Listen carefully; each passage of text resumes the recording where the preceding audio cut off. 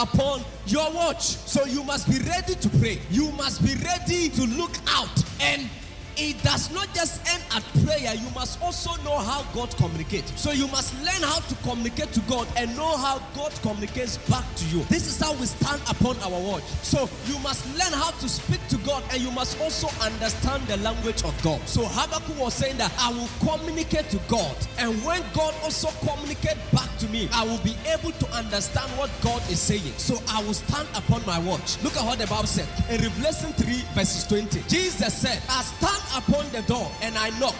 Call.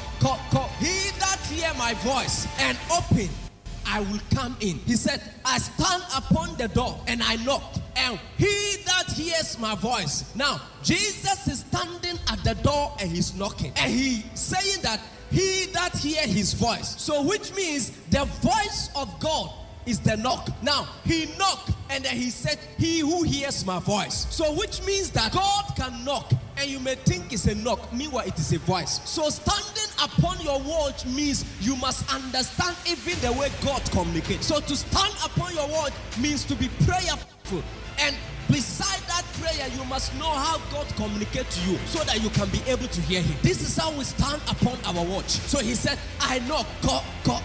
Now, and then the next one, he said, he that hears my voice. Why not he that hears my knock? Because you are knocking, you are not speaking. Yet he said that he that hears my voice. In other words, the knock of God was translated to be a voice. So Jesus was saying that I communicate and I speak every day. So a knock on your door can be a voice. Your ability to interpret that knock as a voice will determine whether I come into your life or not. So God communicates in a mysterious way. He communicates in a way that if you don't understand, you will be standing there thinking that God hasn't spoken. Meanwhile, God has already spoken. So that is why we can be here and the Lord will enter this building and speak to me, and you will not know that God has spoken to me, because the way God used to speak to me is because I am on my watch. I have stand upon my watch, but you are not standing upon your watch. You may be waiting for an audible voice and you will not hear that audible voice. Why? Because you don't know how to stand upon your watch. You may be waiting